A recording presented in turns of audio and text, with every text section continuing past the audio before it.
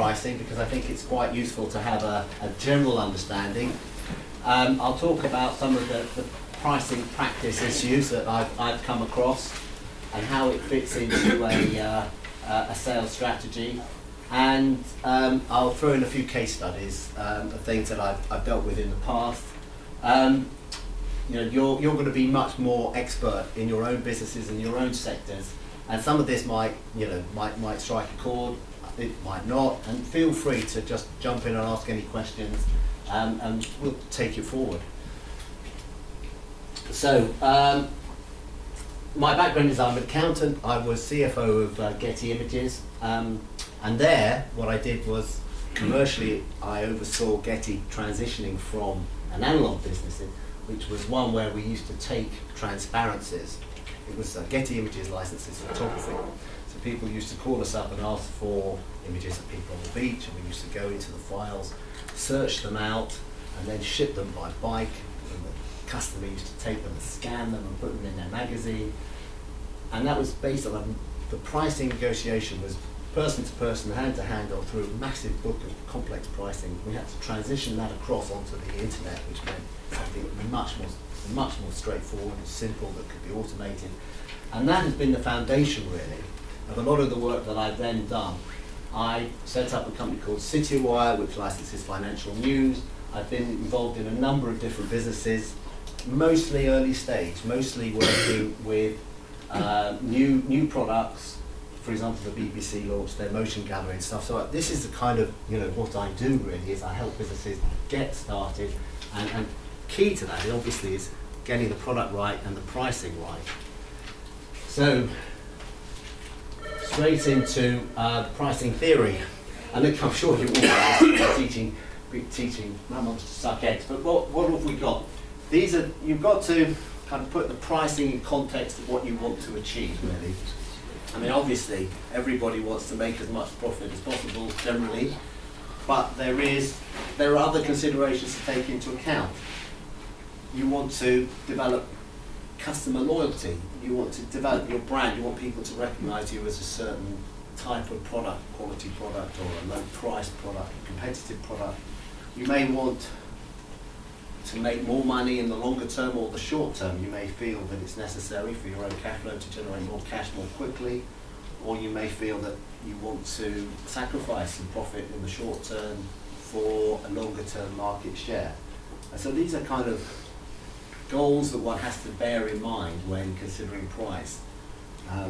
And you want the prices, as I mentioned earlier, and we'll hark back to, also it's part of your sales strategy, and it needs to be benchmarked against your competitors. You have to obviously bear in mind what your competitors are doing, how much they're pricing, and put your price in relation to that, and understand how you differ to your competitors and how you're perceived as differing. So, different types of pricing strategies. Again, I guess you're probably familiar with one of this. Cost-based pricing. Cost-based pricing is when you have your product. Let's take a scenario that you buy a product and basically you resell it. Maybe you add some value to it. You probably do, otherwise you wouldn't have a business. But you take the price of the cost of your product, you add in how much of your time and how much time that has been charged at a charge-out rate that you feel appropriate. You add in a portion of your overheads, and then you add in a profit amount. And then you have a price that would be considered to be cost-based. You buy it for 100, you spend a day working on it, that's another 100. You've got all your overheads to support, that's 50, and then you want to say add another 50. So you end up with a price of £300, and you make, after your salary, after your costs, you make a profit of 50. There's customer-based pricing, which kind of harks back to the previous slide a bit, but what do you want to achieve with your pricing? There's penetration pricing, which is when people offer discounted services in order to, particularly in the short term, in order to kind of get a market share, to get some awareness, generally on some short-term basis, so that you can induce people to start using your product, become familiar with it. There's premium pricing, and premium pricing is about being able to distinguish yourself in the market, to add a bit of extra price and say, well, we charge more because we're better. And sometimes that's a kind of an effective strategy. If you charge less and claim you're better, people will perhaps doubt you. And they're loss leaders.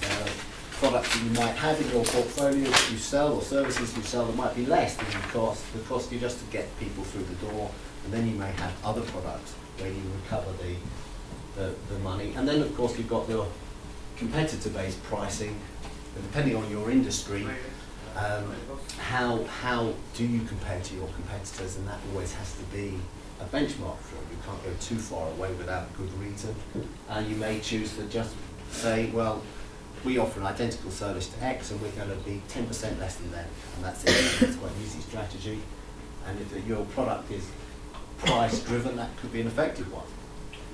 So, case study. Throwing in a few kind of things I've come across.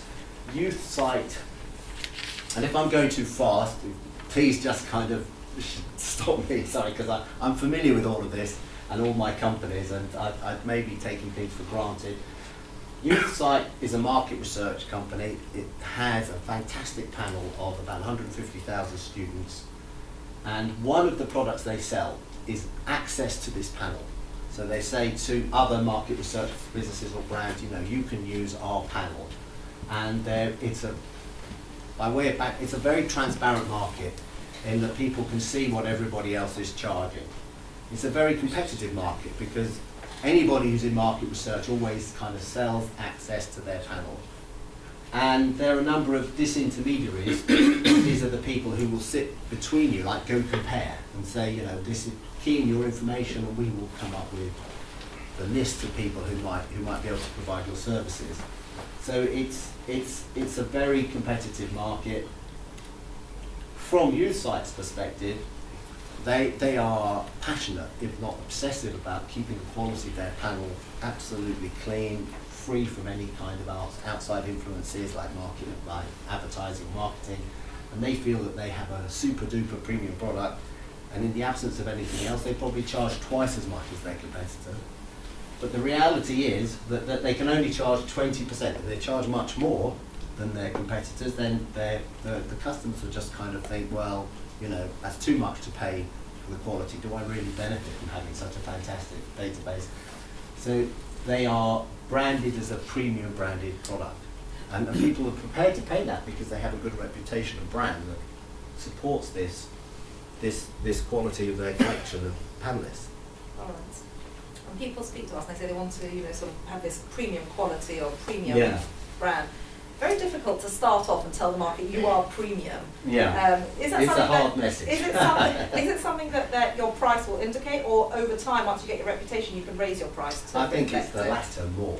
You might want to try and offer discounts initially. You want to have some kind of benchmark price, and then get into the market with a so your price might be £200, but you might say, well, the next 3 months or 6 months, I'm going to offer it at 150 or something. But it's very hard when you're launching something. Then that short period to establish yourself and your brand and your product. You do need people don't know you. They're not going to pay that premium. So you can't really jump straight to that point. Sorry. Go on, Janice.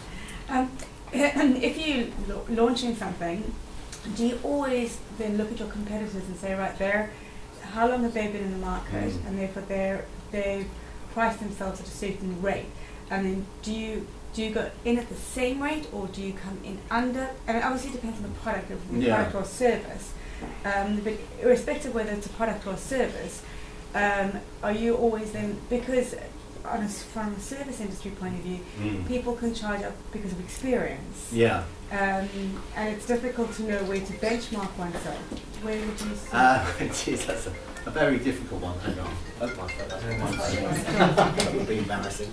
It's all right. No, don't worry. I've probably done the same thing. Left mine on as well. Actually, turn it off. So that's a really good question.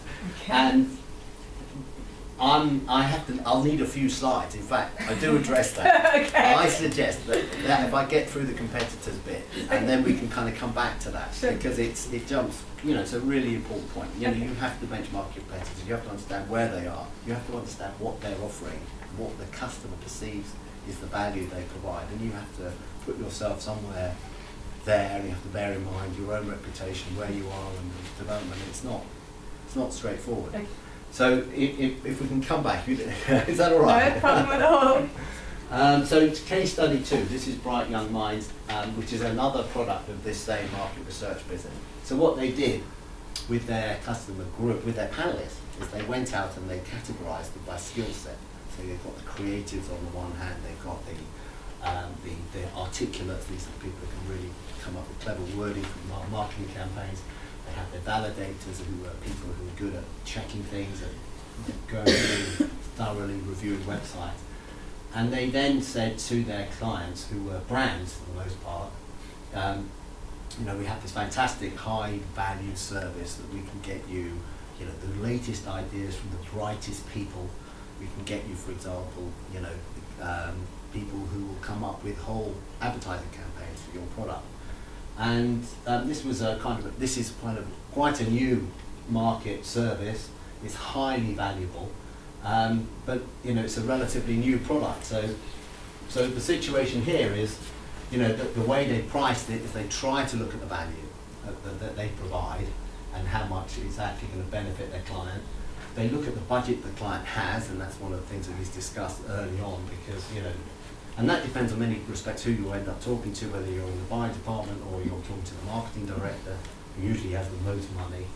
And the way they've actually dealt with it is through an internal tariff. That's kind of their benchmark price. So they do it almost on a cost-plus basis, and they add a big premium, and then they try and pull it together. But the kind of package comes up to anything up to £50,000 for some of this stuff. But like as you said, that's not what they launched with. In order to get a reputation, in order to get a few brands on board, you get reference sites and customers, they had to, initially halve that to make sure they got into the market. So back a bit. I will come to the competitors. It's a bit further on down. Can I just ask a question though? When you talk about discounting, if you're talking about premium pricing, wouldn't you say also that there's an argument to upsell actually what you said about starting small? Is that if you're looking at premium, it's a particular market and they have a different perceived need. They don't want the Ford Fiesta kind of pricing. They want Rolls Royce pricing. If it's Ford Fiesta, they're just not going to buy it. They want that kind of. I agree. I mean, but it depends how clear your proposition is and what reputation you have as to whether you can really get away with that. If people believe you, then you can do it. Is it not difficult to move from a sort of a cheaper product to then rebrand yourself as a Matalan, Primark, now in the market, they're there. People know them. They can't triple their prices tomorrow and call themselves a premium brand because they're just not. No. Lawrence was saying an introductory offer as opposed to starting off.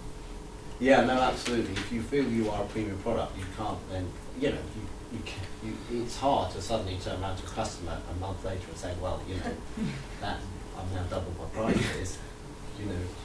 You can say at the beginning, look, my prices are X and I'm going to give you half of X because I'm starting up, but I've got a really good product and I'll keep you on half X until such time as you happily recognise what I've got.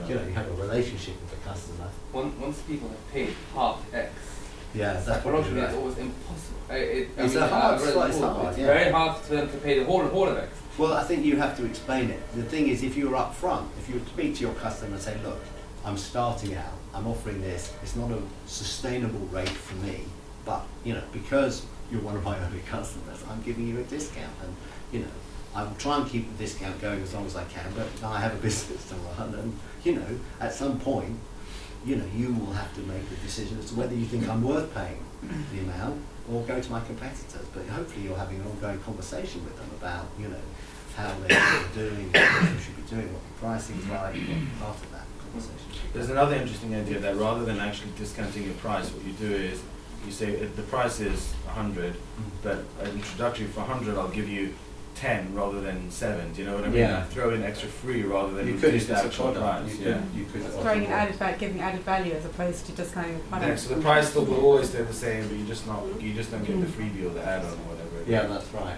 I guess that's kind of like reducing the size of your cereal packet but keeping the price. Yeah. So this is back to a bit more theory, a bit more background, and covers a bit of what we were talking about. comparatives, I mean, these are the kind of your competitor's price. You know, obviously, but what I would, buyer sensitivity increases price exceeds alternatives. So, you know, as your price goes up higher and higher above your competitors, then obviously your customers get more and more sensitive to that. So there's always danger there. And the corollary of that is that obviously if you don't have competitors, then it's much easier to price your product because there's no benchmark. These are just a few kind of things that we kind of reverse back into some later in the practice. So in the switching costs, the cost of switching, I mean the kind of classic switching costs that we think of is banks, where, you know, tedious process of changing your bank is something we never want to do. But you know, you obviously therefore have to offer a significantly good and better service on multiple levels to get someone to switch. But if they're prepared to switch, what this is saying is generally pricing is just one element of that, and people probably aren't so keen on pricing in that kind of scenario. Quality, obviously, the better the quality, the more exclusive you are, the better your pricing can be. And then under we have this heading relative cost and return. So if your customer is selling a whole package of stuff, of which you are just one component, then again they're going to be less sensitive to how you price it. And the bigger the profit the customer makes, the less price sensitive they are. So for example, when I was at Getty, you know, we were having these fantastic images that generally sold at £200 or £300, and then every so often an advertising agency would come and buy us out and say, we want that image and we want nobody else to have it for £50,000. And the reality is that's a vast amount to us. But in the scheme of things, they were taking that image and they were using it in billboards and magazines across the world. They were paying hundreds of thousands of pounds in advertising costs. And and our paltry 50,000 was relatively small, but wonderful for us, obviously.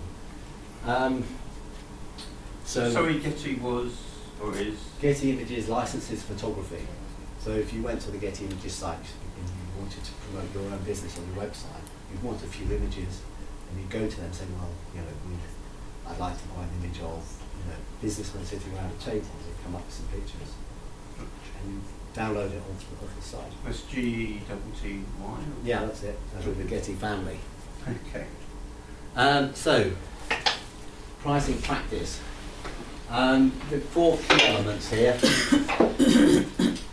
It's really all around understanding your own business, defining, kind of spending time and actually defining how you are differentiated in the market and how your customer perceives you to be differentiated, what they want, what they're looking for, how much they want to pay, what your competitors are doing, and what you want to achieve. So kind of jumping into that. USPs are unique selling points. Ideally, you know, you want something that distinguishes you, whether it be a personal service or whether it be a slightly better premium product, or, you know, ideally you're trying to find a good reason for your customer to use your product. And ideally you don't want it to be that you're cheaper than, you know, because then you're obviously in a difficult pricing position. You know, you're giving a personal service, you're going the extra mile, your product is slightly better built, whatever it is, you really want to try and get that message across. You need to understand, you know, your business and where the general customers are thinking of going, what kind of service is being provided, what is the general activity, and what your own strengths and weaknesses are. You know, you have to kind of look at your own business and say, well, look, I can pitch myself as strong here, but I must acknowledge I'm weak here, and you need to be able to kind of have a case for arguing your pricing and your positioning. And you need to do it by market segment. So, you know, you know, depending on what you sell and what you do, you'll have a range of different customers. So you might split them by kind of activity. You might find you've got a group of professionals and you provide a service over here too, and a group of amateurs over here. So different kinds of customers, they will have different expectations from your product and different pricing. And you don't necessarily have to offer one product to all of them. You could differentiate your product slightly. You can price your product accordingly to your market. Otherwise, you end up with the lowest common denominator if you're not careful. Because you know, it's, you'd have one product for one market. And there's the issue of kind of reality versus perception. You know what your product does and what you do, but people will not. And you have to try and understand what they will perceive you as offering and how you come across. It's not kind of straightforward.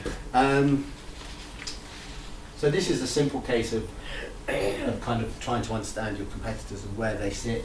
And this is one of the businesses I work with, which actually designs engines actually. And we have our RCV engine up here, if you can all see that. And what we're trying to do here is we're trying to compare ourselves against our competitors. And you can compare yourself in relation to performance, quality I should say, brand and price. And quality will depend on what you're providing, what service you've got. So, in the case of the engines, the key issues are performance and durability and reliability, and performance comes at the top. And in this case, the best performance is the one that gives the highest power for the lowest weight. So we've got our RCV engines here, and we had to buy these other engines, Husqvarna, Stihl, Mitsubishi and Honda, and we had to test them. We want to be able to show and demonstrate to our customers that actually our engines are better. And we have the proof and the documentation, and we may need to get that validated, or they may be able to do it themselves. So you need to really understand where you sit and be able to justify that in relation to your competitors. And obviously, a lot of this is kind of common sense, so I don't want to kind of go through too much obvious stuff, but really try and put yourself in the perspective of your customer. What do they want? What are they trying to achieve? What is their end game for using your services? What value do they get? There are cases where you can look at what they're doing, and you can say, well, if they buy my product for 100 and they sell it for 200, if they're making a profit of 100, maybe I could up my price. Or if they're only reselling it for 110, maybe my price is too high. I think that's a very simple example, but if you could try and get into the mind of your customers and see what they do and what they need and what are their key influences, these are things you have to kind of bear in mind. They're not really quantifiable, but they will help you determine what price you can put on your service or product. Can I just say, because you just glanced over one thing that you said is sort of common sense, but we see it all the time, and it's sort of the end game. Because a lot of times, for example, you're selling to B2B, business to business, right? So you're selling to him, you're looking at the guy and say, well, he could buy it there for this, he could buy it here for this plus. But what we see many times, people just don't think of the next step. Well, he's got to sell it on, and what are his margins then? And it's really, if you can actually see the end, it's a lot easier to price at the beginning, and I think that's really important. It does help. It really, it's part. If your customer, if someone's making a lot of money from you, you've got to think, well, maybe I can get a bit more money from them. Yeah, and wouldn't you say as well that perceived value versus real value? Perceived value is actually more important. Yeah, because people come into us and they say to us, well, I can only get £10 for this, but the real value is really worth £20. Well, it's not really, because nobody's going to buy it for £20. so the perceived value is actually the real value out there. It is. In some respects, it kind of harks back to that first case, where we're reselling panelists, where the guys at Youth Site, they're passionate about the quality of their panel. They are true kind of market researchers. They think they have the best quality, and it's worth a fortune because it's utterly clean and pure. But it's just not perceived as being of much value to beyond a bit of a premium to anybody else. I think that can often happen when you're starting your own business. You work so hard and you invest so much of yourself in the business. Sometimes it's really hard to step away and see the need and see what's out there, because I love it, I think it's amazing, and I've spent so much on it, time, money and everything else, that it's quite hard for people to step away and take it. This isn't, it's very easy for me to stand up and talk about it. It's not so easy to actually it's put so it in practice. Important. But it needs you need to step away, and you need to kind of try and, let me try and think about this from first principles, and what are we doing, what are we adding value, where are we adding value? And then obviously I put this in, but you know, it's pricing is a key part of what you're doing. It's part of the overall sales activity that you do. You're looking at your market. You're coming up with messages for each of your markets. You're defining how you're going to go out and sell it, how you want to